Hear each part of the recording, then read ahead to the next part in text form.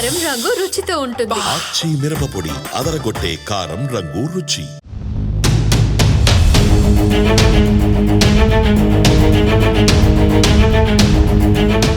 Hi viewers, welcome to ఆదాన్ మరొకొండం. నేను మీ ప్రసాద్. కాకినాడ పోర్టులో ద్వారంపూడి దందాల రేంజ్ ఏంటో తెలుసా మీకు?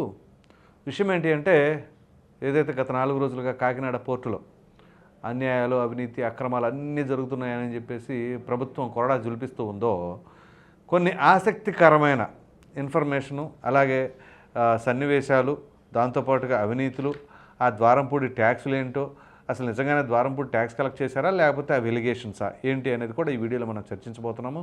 సో దానికంటే ముందుగా కాకినాడ పోర్టులో ద్వారంపూడి పైన వస్తున్న ఆరోపణలు వాస్తవమా కాదా అనే మీ అభిప్రాయాన్ని అయితే కామెంట్ సెక్షన్లో తప్పకుండా తెలియచేయండి. ఇక వివరాలకు వెళ్ళినట్లయితే, డిప్యూటీ సీఎం అయినటువంటి పవన్ కళ్యాణ్ గారు ఇటీవల కాకినాడ పోర్టుకు వెళ్ళిన తర్వాత అక్కడ సీజ్ ద షిప్ అనే పదం చాలా సెన్సేషన్గా మారింది. సరే, పవన్ కళ్యాణ్ గారు ఎలా చేస్తారు, దాన్ని ఏంటి, అసలు చేయడానికి అవకాశం ఉందా లేదా, అసలు ఆయన పరిధిలో లేదు కదా, ఇట్లా అనేక రకాలుగా అక్కడ ఆయన చేసిన దాంట్లో కూడా ఒక లాస్ట్ కామెంట్ ఉంది, గమనించండి.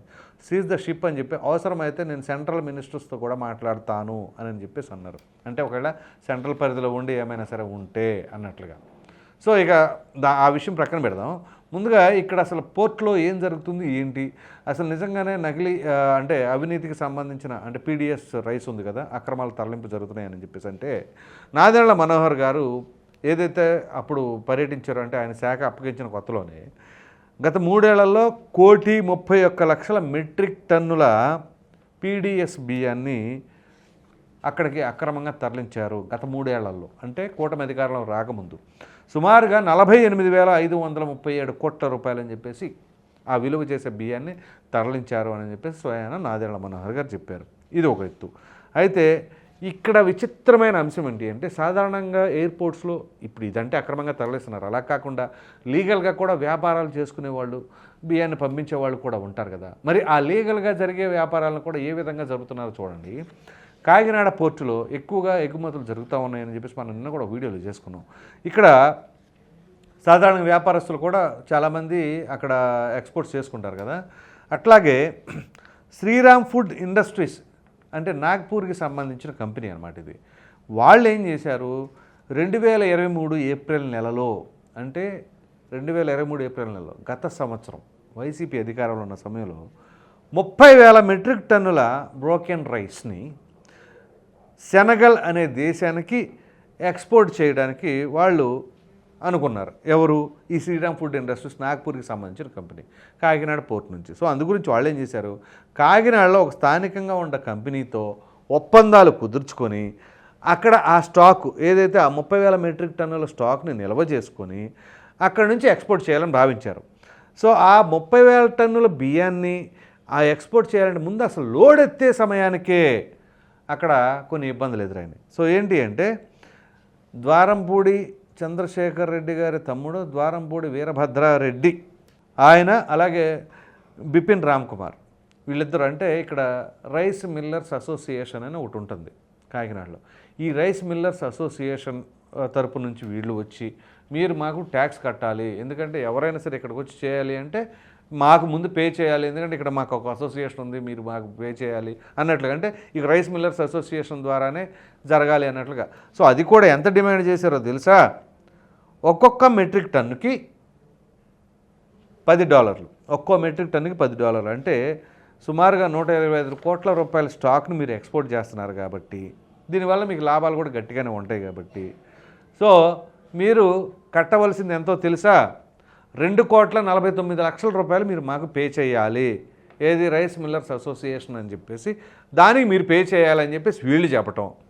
సో ఇక్కడ ఆ కంపెనీ అధినేత అయినటువంటి అనూప్ గోయల్ ఆయన షాక్ అయ్యాడు. ఏంటి, 2,49,00,000 రూపాయలు కట్టాలా, ఏంటిది, మేము చేసుకునే వ్యాపారం ఏంటి, మేము వీళ్ళకి కడతాం ఏంటి అని చెప్పి వాళ్ళకి సాధారణంగా అనుమానం వస్తుందిగా. కానీ మీరు కట్టాల్సిందే అని చెప్పేసి వీళ్ళు ఒత్తిడి తీసుకురావడం జరిగింది. ఇక్కడ విచిత్రం ఏంటి అంటే, దానికి సంబంధించిన అంశంలో వీళ్ళు మే 1, 2023 ఇక్కడ వీళ్ళు వెళ్ళింది ఎప్పుడు ఏప్రిల్లో కదా, మే 1, 2023 1,69,00,000 రూపాయలకి ఇక డీల్ క్లోజ్ చేసుకున్నారు.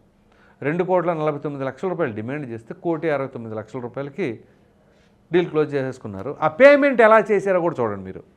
Shri Lakshmi modern hygienic food అనే కంపెనీకి 2 విడతల్లో అమౌంట్ ట్రాన్స్ఫర్ అయ్యింది. రైస్ మిల్లర్స్ అసోసియేషన్కి వెళ్ళాలా. Shri Lakshmi modern hygienic food ఆ కంపెనీ ఎవరిది? మరలా బినామీలదో వీళ్ళ అనుచరులదో ఎవరిదో ఉంటుంది. సో ఆ కంపెనీకి 2 విడతలుగా వెళ్ళాయట. సో ఇదంతా జరిగింది కదా. అంటే ఏదైతే ఈ అనూప్ గోయల్ అనే వ్యక్తి మరి నాగ్పూర్కి సంబంధించిన వ్యాపారస్తుడు ఇక్కడికి వచ్చి ఎక్స్పోర్ట్ చేసినందుకు గాను డిమాండ్ చేసేదానికి 1,69,00,000 పే చేస్తే మరి ఆయనకి ఎవరికి చెప్పుకోవాలో తెలియలే. ఏం చేస్తారు? ఎవరి దగ్గరికి వెళ్ళినా ఏమీ చేయలేరు, అధికారంలో ఉంది వాళ్ళే అని చెప్పేసి వాళ్ళు భయపెట్టారో బెదిరించారో ఏం చేశారో కానీ సో చివరికి ఆయనకి ఏం చేయాలో తెలియక నాగపూర్ వెళ్ళి అక్కడ కేసు ఫైల్ చేశాడు వీళ్ళ పైన. చూడండి, అది ఎప్పుడు తెలుసా? డిసెంబర్ 2023లో ఈ విధంగా కేసు ఫైల్ చేస్తే అక్కడ కేసు ఫైల్ అయినమ్మటే ఈ అనూప్ గోయల్ మీద కాకినాడలో కేసు రిజిస్టర్ అయ్యింది. 2 కేసులు పెడితే అందులో 1 ఎఫ్ఐఆర్ కూడా నమోదయ్యింది. అది కూడా ఏమైనా తెలుసా? ఆ ఎక్స్పోర్ట్ చేయడానికి సాధారణంగా కూలీలు మేస్త్రులు ఉంటారు కదా లోడ్ వేయడానికి. ఆ లోడ్ వేసే దగ్గర సాధారణంగా అడ్వాన్స్ ఎవరికి ఇస్తారండి? ఇప్పుడు ఒక వర్క్ అప్పు చెప్తాను నేను, ఒక ముఠాకి అడ్వాన్స్ ఎవరికి ఇస్తారు? నేను ఆ ముఠా మేస్త్రికో ఎవరికో ఇస్తా. రివర్స్లో ఏంటో తెలుసా? ఆ మేస్త్రే నాకు ఇచ్చినట్లుగా. ఎందుకు? ఆ లోడ్ అంతా కాంట్రాక్ట్ నాకు ఇవ్వండి అని ఆయన వచ్చేసి దానికి ఒక 5 లక్షల రూపాయలు ఈయన కట్టినట్లుగా. ఏది అనూప్ గోయల్ అడిగి సరే నీకే ఇస్తాను నాకు ఒక 5 లక్షల రూపాయలని. ఆయన కోట్లలో వ్యాపారం చేశాను 5 లక్షల రూపాయలు అడుగుతాడండి? కేసు ఆ విధంగా పెట్టారనమాట. ఆ మేస్త్రి దగ్గర ఈయన 5 లక్షల రూపాయలు తీసుకొని ఆయన మోసం చేశాడు అని చెప్పేసి ఒక కేసు రిజిస్టర్ చేశారు. అదొక్కటే కాదండి, ఒక మహిళకి సంబంధించి వేధించాడు అని చెప్పేసి ఇంకొక కేసు కూడా రిజిస్టర్ చేయడానికి రెడీగా ఉన్నారు. అది కూడా SC ST case, atrocity case. కులం పేరుతో దూషించాడు, మరి ఇంకా వేధింపులు చేశారు అని చెప్పేసి మరొక కేసు కూడా సిద్ధం చేసేసి. అంటే ఆలోచించండి, అక్కడ ఒక SC ST మహిళ పనిచేసే అమ్మాయిని ఇచ్చేయాలి అంటే అసలు ఆమె కులం తెలుస్తుంది దానికి? పక్క రాష్ట్రం, ఒక భాష వస్తుందా? ఏమీ తెలియదు. ఎలా అంటారు? అంటే అట్లాంటివన్నీ కూడా రెడీ చేసి పెట్టారట. సో ఇలా చేస్తే ఇంకప్పుడు ఆ కేసు విత్డ్రా చేసుకుంటే ఇక్కడ కేసు ఎత్తేస్తారు అని చెప్పేసి మరలా ఇక్కడ మ్యూచువల్ అగ్రిమెంట్ అది కోర్టుకు వెళ్ళింది కూడా. సో చివరికి ఏమైంది? వీళ్ళు డీల్ సెట్ చేసుకొని మరలా ఇక తప్పదు కదా, ఆయన అనూప్ గోయల్ అన్న ఆయన సెట్ చేసుకొని ప్రైవేట్గా వీళ్ళు బయట కూర్చొని కేసు క్లోజ్ చేసుకున్నారు. అక్కడ పోలీసులు ఇక్కడ పోలీసులు కలిపి. దీనిపైన కోర్టు ఏం చేసింది? నాగ్పూర్ కోర్టు చాలా సీరియస్గా మరి మీరు బయట సెటిల్ చేసుకున్నట్టు మా దగ్గరికి ఎందుకు వచ్చారని చెప్పేసి వాళ్ళకి తలా 25 రూపాయలు ఫైన్ ఇటు ప్రక్క వాళ్ళకి అటు ప్రక్క వాళ్ళకి వేశారు.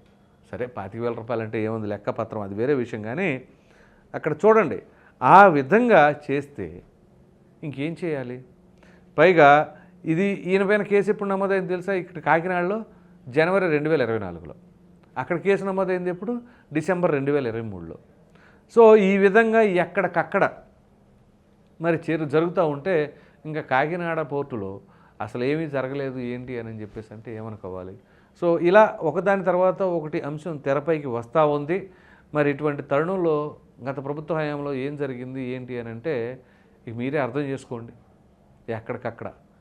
సో మరి ఇది జగన్మోహన్ రెడ్డి గారి హయాంలో ఆ విధంగా జరుగుతుంది అని అంటే ఖచ్చితంగా అంతకుముందు జరిగినా కానీ వాళ్ళు బాధ్యత వహించాలి. సో ఇప్పుడు జగన్మోహన్ రెడ్డి గారి హయాంలో కూడా జరిగిందంటే వాళ్ళు బాధ్యత వహించాలి. మరి ఇంతకంటే దారుణాలు ఏమైనా ఉంటాయా? పొరుగు రాష్ట్రం నుంచి ఓ వ్యక్తి వచ్చి వ్యాపారస్తుడు ఇక్కడ ఎక్స్పోర్ట్ చేయాలి అని అంటే ట్యాక్స్ కట్టాలి అని అంటే అది కూడా స్థానికంగా ఉన్న వాళ్ళు ఈ రకంగా డిమాండ్ చేస్తూ ఉన్నారు అంటే ఇంకా బయట వాళ్ళు వచ్చి ఇక్కడ వ్యాపారాలు ఏం చేస్తారు? పెట్టుబడులు ఎలా పెడతారు ఇక? సో ఎక్కడికక్కడ ఎవరికి వాళ్ళు ఎంత తింటారండి ఎవరికైనా సరే.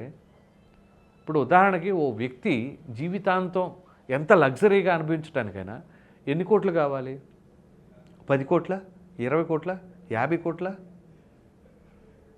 మరి అలా అనుకుంటే ఒక సామాన్యుడు ఎలా బతికేస్తాడు? పోనీ మీరు విలాసంగా బతకాలి అన్నా ఓ 25 కోట్లు ఉంటే సరిపోతుందిగా ఒక కుటుంబానికి బిందాస్గా? వేల కోట్లు, వందల కోట్లు ఎక్కడికక్కడ స్కాములు చేసుకొని ఏం చేసుకుందామని ప్రతి దాంట్లో కూడా ఎవరైనా సరే, నేను వీళ్ళు ఆ పార్టీ ఈ పార్టీ అని మాట్లాడట్లేదు, ఎవరైనా సరే అనవసరంగా పాపపు సొమ్మే కదా అదంతా, ప్రజల సొమ్ము అన్యాయంగా దోచేస్తేనే కదా అన్ని వేల కోట్లు. లేదంటే ట్యాక్స్ సజావుగా కట్టండి, ఇదిగో ఈ రూపంగా నేను సంపాదించినంత వైట్ అని చెప్పి చూపించండి, అసలు ఏ గొడవ ఉండదు. ఆ సంపాదించే విధానం ఏదో నలుగురికి చెప్తే నలుగురు సంపాదించుకుంటారు, మీకు ఎట్లా నష్టం రాదు కదా, మీకు ఎలా లాభాలు వస్తాయి కదా, ఆ లాభాలు అందరూ కూడా అలాగే సంపాదించుకుంటారు. అప్పుడు మిమ్మల్ని అప్పడిగే పరిస్థితి కూడా ఎవరికి ఉండదు. ఎవరికాళ్ళు అప్పిస్తే మళ్ళీ తిరిగి వస్తాయో రాదో అనే భయం కూడా ఉండదు కదా. హ్యాపీగా అందరూ కోటీశ్వర్లు అయిపోతారు, అందరూ ప్రశాంతంగా బతికేస్తారు. మరి ఏం జరుగుతుందో, ఎంత తినేస్తున్నారో, ఎవరు తినేస్తున్నారో, ఏ రకంగా తినేస్తున్నారో అనేది ఇక మీరే అర్థం చేసుకోండి. ఈ వీడియో కనుక మీకు నచ్చినట్లే లైక్ చేయండి, షేర్ చేయండి. అదేవిధంగా కాకినాడ పోర్ట్లో ద్వారంపూడికి కట్టాల్సిందే, ఆ రేంజ్ ఏంటో మీకు ఇప్పుడు నేను చెప్పాను కదా, దానిపైన మీ విలువైన అభిప్రాయాన్ని కామెంట్ రూపంలో ఖచ్చితంగా తెలియజేయండి. మరిన్ని వీడియోస్ కోసం మన ఆదాన్ ఛానల్ని సబ్స్క్రైబ్ చేయడం మాత్రం మర్చిపోండి. Thank you.